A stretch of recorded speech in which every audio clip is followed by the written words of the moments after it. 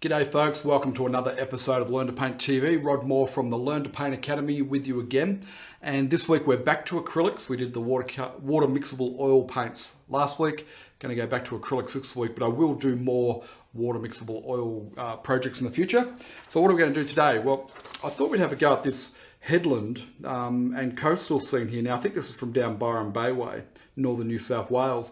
And I think it's a good one because there's these rocks and this sort of wet embankment here and so on, and a little bit of surf. We might put a couple of people in there. As I always talk about in Learn to Paint TV and through our courses on the Learn to Paint Academy, when you start out a painting, you want to start with the big shapes. Now, I recorded a special episode of the Art Studio Chat, I think it's episode 7 or 6, one of those two, where I go into how do you find the big shapes in a photo you've taken and analyze the scene so that you identify the big shapes and then be able to map those out onto the canvas, right? So you might want to go and watch that video as well. But if we have a look at here, what are the big shapes? And what I like to do is simplify everything right down. So I'm going to treat this whole headland here as one shape, okay? For our purposes of our blocking and drawing in our blockings. So that's one big shape there. Then I'm going to treat this whole water area here as a second big shape. So we've got one shape, two shapes. That leaves the sky, 3 shapes, and the sand, shape number 4. First thing I'm going to do is dip my little brush into some fresh, clean water. Our blue and our red are getting together already. They're ready to go, so let's get underway. I'll mix those two together. Now, with our drawing step, what we want is an ink-like consistency. So that means more water at this stage, just to get that paint to thin down. Okay, a little bit more. And don't worry too much about getting a perfect mix here. We just want a dark, basically, is what we want. So that's why we've got that one there. And then we've got this one here, which is below halfway, but yeah, it's around about there. And then I said halfway, about a quarter in. So now I'm going to use some artistic license. I'm going to move that maybe more to about there. So I've got a little bit of breathing room. We can do a crashing wave in there, right? And so from there, what that means is we've got this first bit of rock. Okay, that comes up there and across. Then there's a second sort of bit of rock there. Now, keeping in mind, this is all just painting in one big shape here, right? Because what I'm really looking for is the outline, and I'm just feeling my way to that outline. Okay, there's a couple of trees there, and there. Okay, so and you'll see what I mean in just one second. That comes in to there, and then this one here comes in, and it works its way back to that point. Okay, see how easy that is. Now, I could probably extend that out a little bit if I need to, but I've got plenty of room there to put the water coming in and a wave. Okay, so I started with point 1, point 2, point 3, made an artistic decision, put it over there, got that line, and then I'll just work my way up and then work my way along the bottom and just join the dots, right? So that's how I've approached getting in that first major shape. Now that's really the key to this painting, is that rocky headland there is our center of interest. Okay, now there are some other little details in there, like the rocks jut out there, but it doesn't really matter at this stage. As long as I get my big shape in the right place on the canvas, then we're good to go. Now from there, everything else becomes easy, because what we've got then is the water line. Okay, it's going to come in through there, and we'll have sand. Actually, it should be a bit higher. I'll put it there. Maybe I'll put some wet sand on that first line, right? So the line there, that's where the water meets the sand. Okay, that's an easy one to get. And notice I made a mistake, made it a little bit too low, because what I was looking at there was the gap. Let me show you these plot points again. Remember, we had that one there, okay? And now we've got this one here for the sand. And what I did, I put it too low, and I could recognize the gap was too great. So that's when I decided, okay, well, that's where the water ends. Let's make that line some wet sand, right? Pretty easy. Alrighty, so that's step 1 of the Moore method of painting, right? Getting our big shapes mapped out on the canvas. We call it drawing, but really it's mapping out big shapes is what we're really doing, right? So there's our photo. Okay, see how well I've simplified it right down, and there's our end result. Simplified it right down. Anyone can do that, right? You just got to think it through, find those plot points, and just systematically work your way through it as I've done there. So now I've got one big shape here with this cliff, and I've done a couple of other lines, but essentially, if you follow the outline, it's one big shape, okay? Got one big shape with the sky because we put a horizon line in, and we've got one big shape with the water, so that's number 3, and one big shape there with the sand is number 4. Okay, let's do step number 2, our blocking, and I'm going to use a big brush as we always do, big hog hair bristle brush, and we've got French ultramarine, alizarin, permanent alizarin crimson, yellow ochre, and titanium white up on the board now. And I'm going to get a little bit of water in the brush, not too much, and I'm going to take a big scoop of those two as they're just so keen to get it together. Okay, and we've got a dark there, right? I will just take a little tiny pinhead of white in there and just make it a touch more blue. A little bit of water just to get that paint to move a bit easier. And then let's just block this in. Okay, now don't fuss with this too much. You can't really make mistakes. Don't fuss with it to the point where you're colouring in line, in amongst the lines there, right? Feel free to rough up those edges and so on. Just want to get the right tone. So at this stage we're painting in the shadows, the darks, and then we'll come back in and highlight over that. But you want to get that right tone in there and just get it in the right place roughly. If those edges are a bit rough, we'll deal with that in step 3. Okay? In fact, I think it's probably better to have the edges a bit rough. It'll look more painterly. Now I've gone just a little bit redder up in the top there because that's where it's going to get more light. So when we're blocking the sky, it's important. I don't want to have to come back to the sky. So if you have a look there, it's darkest at the top there, and it gradiates down to a lighter tone along the horizon. And this is probably the lightest value in the whole painting. But it's also, there's a little bit of rising warmth in there. So we will warm that up to a slightly warm grey is what I'm thinking. So let's get a chunk of that blue. Okay, I'm going to mix it separately so it doesn't grey too much. Get some of that white. I'm going to mix that in. The brush is a little crusty. I should have probably dipped it in some water, but we can do that now. Okay, a little touch of the water. Now, when you're doing a gradient sky, you have to work fast with acrylics, and it's important that you paint it in bands like this. Okay, just get that paint in. Use plenty of paint because I'm going to need to get a soft gradation in there. Okay, so now I need to add white. So I'm going to just lighten it with each sort of each band that we do. Okay, just be careful you don't clip into that dark at this stage.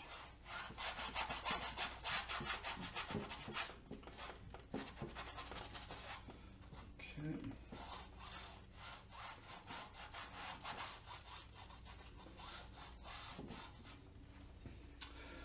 Good. More white. Another chunk of the white there. Another little touch of the water on the brush. Okay, mix that in a bit more thoroughly, and you can see that it's getting lighter. Now down here, I will need some more white. Along that horizon now, I'm going to just get a little tint of that warmth that we talked about. So I get a big chunk of the white, get a little pinhead of both the red and the yellow. Okay, let me show you that. So on the brush there, I've got a little pinhead of the red, a little pinhead of the yellow. And I'll start with that. I might need a little touch more than that. A touch more yellow. And what this will do is just warm up that tone along the horizon there. See that, rather than just going a light blue, there's a rising sort of temperature along the horizon. And if you go out and really study the landscape, you will see that, especially at a beach scene, because there's no mountains or trees or anything in the way to prevent that. Now I'm just going to soften this in here. I keep clipping into that wet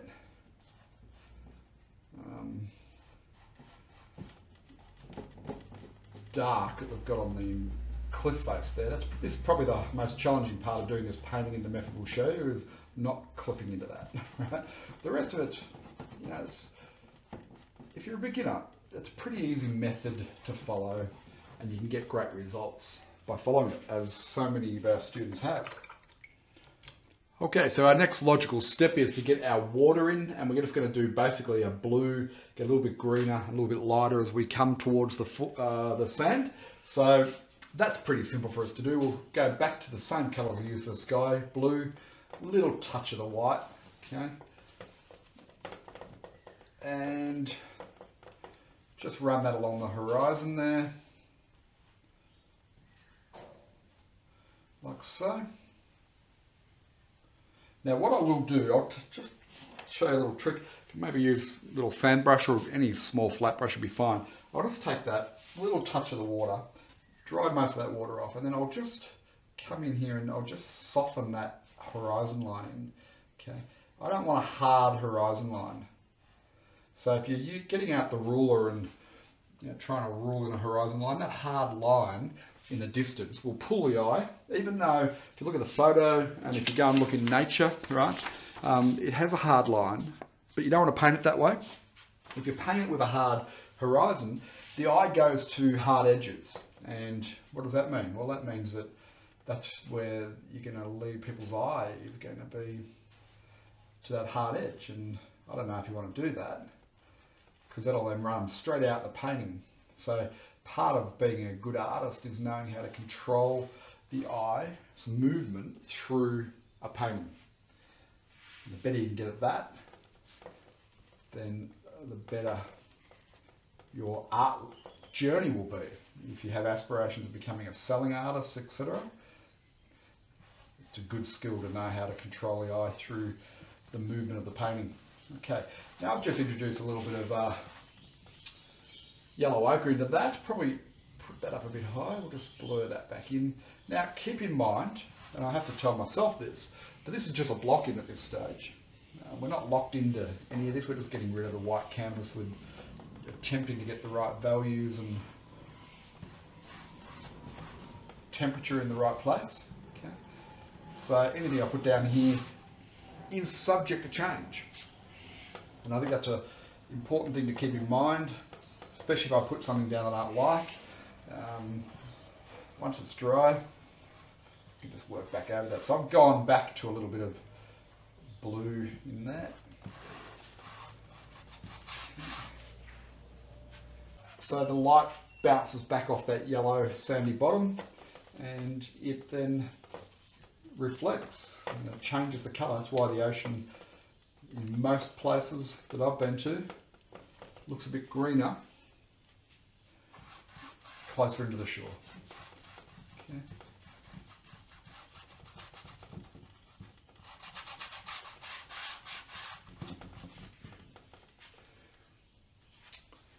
Now we'll do a little bit of wet sand. Wet sand is really easy to do. Bit of yellow ochre, bit of the alizarin crimson. Okay. Oh, there it is there. That's the colour. I'll grab that. Okay. So this is where the water comes up with a wave, makes the sand all wet, and then when it retracts back out into the ocean, then it leaves a bit of a wet sand until the next wave comes in.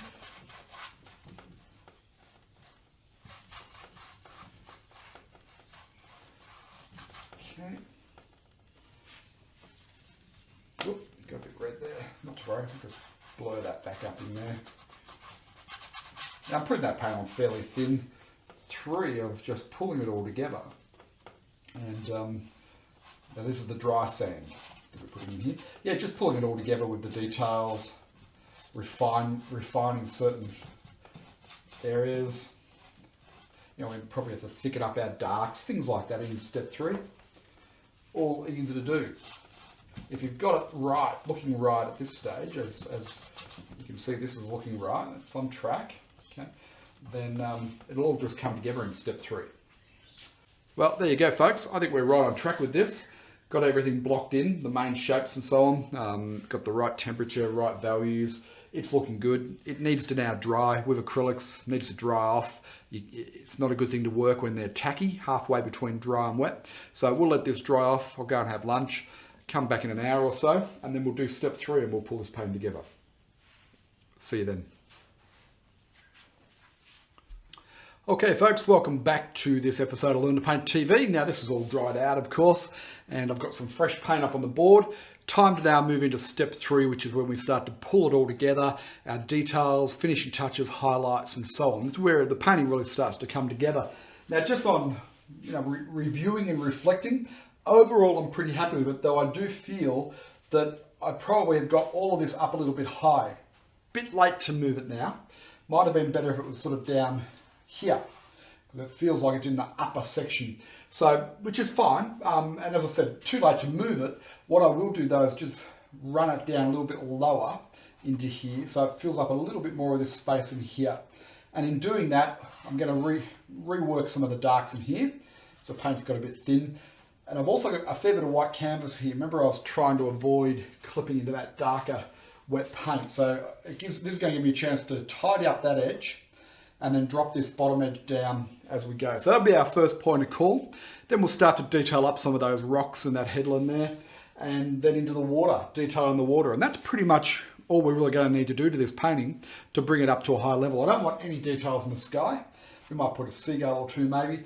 A little bit of detail on the sand, and that's about it. So once again, start off with our big flat hog hair brush, and we'll take our ultramarine blue and the permanent crimson, push those two together. I just love being together, make a fantastic dark. Okay, semi-transparent dark as well. And so you've got a lot of paint on there. Have a look at how thick that paint is, right? So I'm not going to use water now. It's going to be easy to actually apply this paint because we've already got paint on the canvas. Okay. And I'll just get that in. Whoop. A little touch of water for when I was cleaning the brush. One goes a bit high there, so perhaps that's a tree. We'll find out. We'll let it reveal itself. Oh, a bit red, a bit warm there, a bit red. So if I've got a bit of red in the brush, I want it to get up higher up onto the top there where the light will be getting. But a bit of red there is fine as well. Now I don't want it to get any taller at the top there. So I'll just carefully work in there. But along the bottom here, I'm happy to just pull it down a bit lower. And if I get too low, I can just cover it back over with the ocean there. As I put the waves and so on in there, a bit of white foam, I can just cover back over with that. Take some of that dark, because the tone that we're going to go in here, it's actually quite grey in the photo. I don't want to go that grey, but I also don't want to go too bright and warm just yet.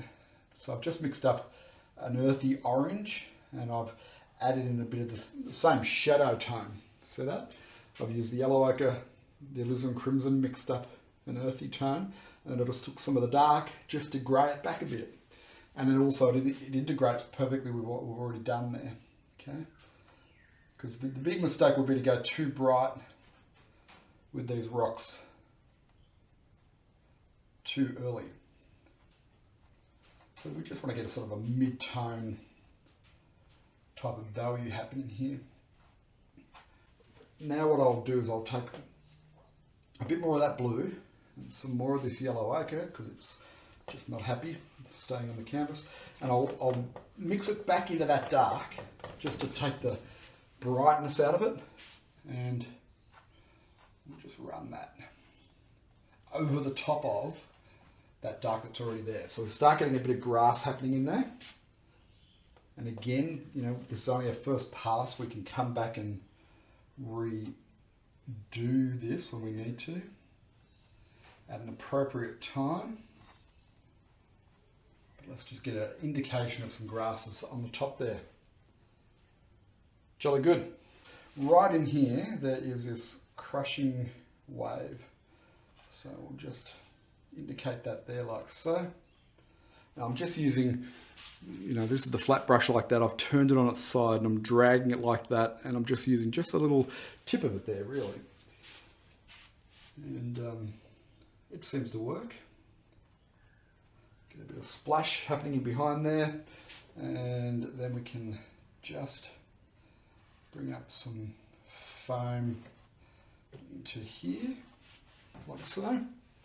Which is what you'd expect, you know, where it's going to meet the rocks there. And now I'll go to a smaller brush and I'll get this blue.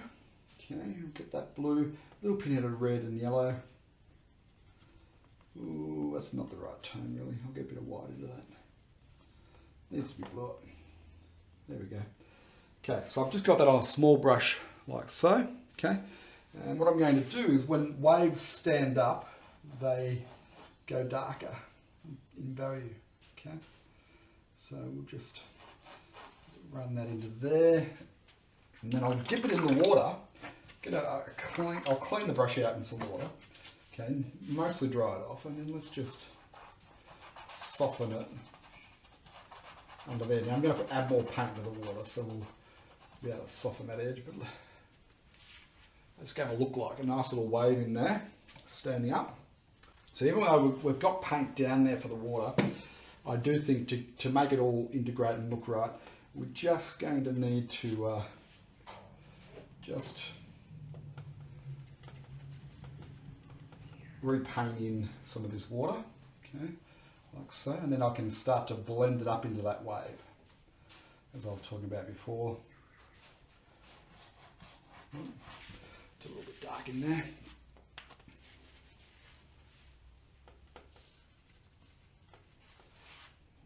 So I'll just paint that out there. Now I don't have to completely paint out what I've already done. Leave a little bit of flecks of that coming through, as you can see. Now get a little bit more white in there.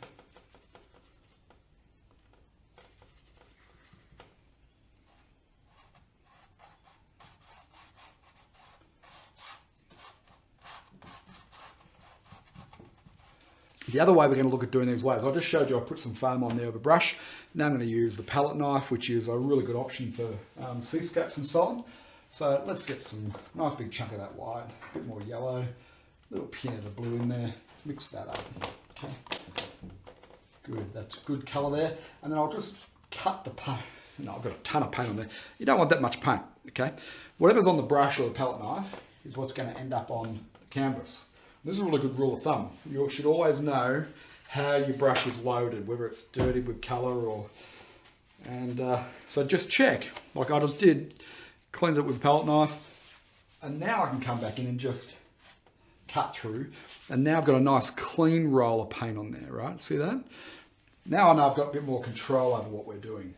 And difficult to control things in life, but the amount of paint on your brush or palette knife, that should be controllable. Okay, so look at that. Doesn't that look good? Just get that in there. So imagine, you know, these waves are rushing in here. There's rocks and things, and they're breaking and crashing and foaming at these rocks. Let's straighten that up there.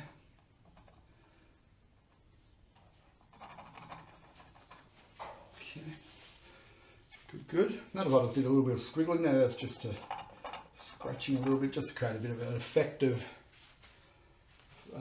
splashing up water. And what else do we have here? We've got a little bit here.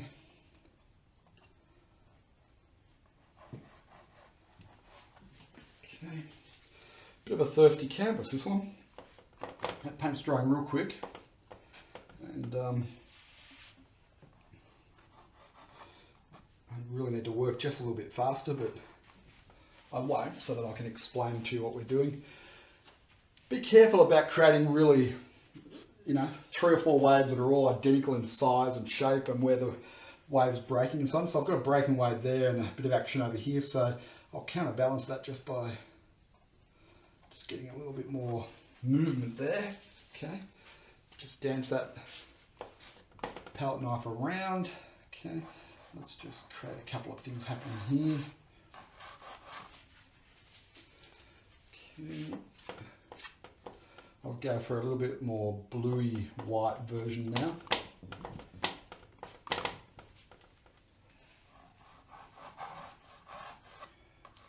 Okay.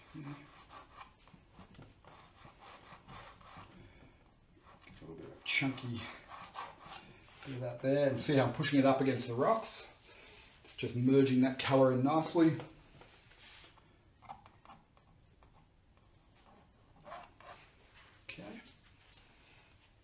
So I've got some interesting things happening there. Go back to my small brush and get some of this foamy colour here.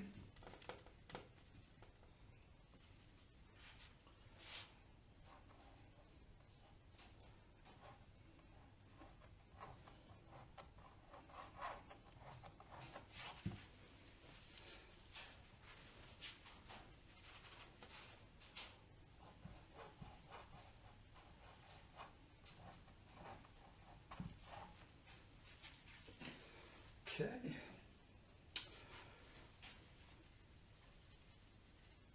So I'm just looking for opportunities, places to just improve this water and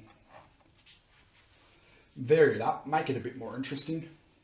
Just looking at it and I'm thinking the only other thing I'm going to do here is just get a little bit of highlight into these rocks where the sun's just clipping here and there. And so I'm going to go this white there and the yellow ochre, okay, and a bit of the alizarin crimson. Let's just see, that's probably going to be too light. Let me get a bit of more pigment in there. It's a little bit on the pink side, but let's just test, right? So I'll pull some of the paint out and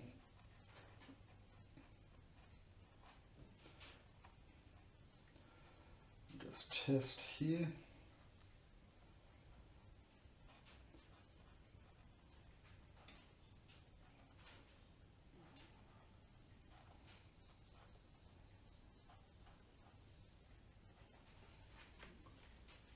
To me, it's just looking a bit, well, a bit pasty for one. I think maybe it's more this sort of tone. That's better.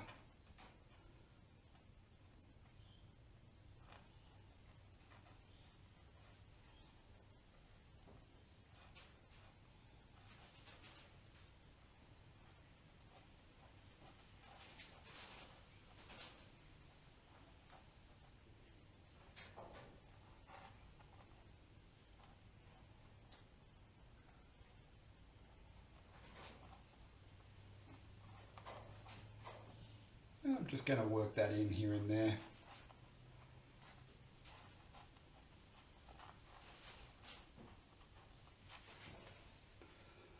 Now if it's not quite right, which I don't think we've quite got it right there, what we can do is just come back to this original tone that we had here.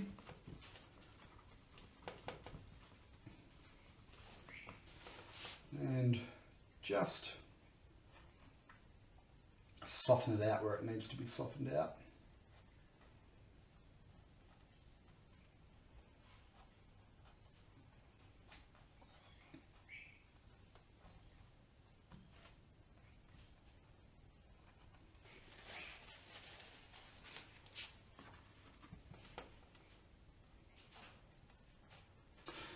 There you go, folks. That's our original photo. Now you probably notice that, you know, I start off with the photo to get the big shapes in and the general idea, colour schemes and so on. But then once I get painting, I don't try and paint the photo. I try and paint a painting that I'm happy with, that has mood, atmosphere, bit of excitement, bit of life to it. So I've really just used the photo as just a starting point, and then I just let the painting take me where it wants to take me, you know, and just go with the feel of it more than anything. So overall, for a little sketch, it takes an hour. It's a good little exercise, and the effect's good. If you took a bit more time and care with it, then you would paint a really nice painting that you can put into an art show or even get framed if you like seascapes. It's worth having a go at this one and really studying back the steps that we've gone through, understanding them and applying them and really giving it a go. And detach from the outcome. Don't get emotionally involved in the outcome. Have a go. If you don't like it, gesso over it and do it again, right? But have fun. That's the most important thing. So I'm pretty happy with the way it's come up. Love to see your version of it. And thanks for joining me in Learn to Paint TV this week. Now, if you haven't done so already, go and check out the Learn to Paint Academy and then register for our free course there, where I go into the Moore method of painting in a lot more detail. There's 2 or 3 different demonstration paintings there, and I break it all down for you in a lot more step-by-step sort of process. You can register for free, so you'd be crazy not to come and register and have a look at it and learn a bit more if you like our style of painting. And also check out all the other episodes of Learn to Paint TV. So the web address of those two are underneath me here. It's learntopaint.academy and learntopaint.tv. And I'll put it in the description as well for you. Hey, if you've liked this episode, please like, comment, share, and subscribe to our channel, or like our Facebook page or whatever, because that way we can bring you more great painting demonstrations, more about how to learn to paint as a beginner, and just more fun in general, right? So we'd love to have you come and join us. Thanks for watching. I'll see you next week on Learn to Paint TV. Cheers for now.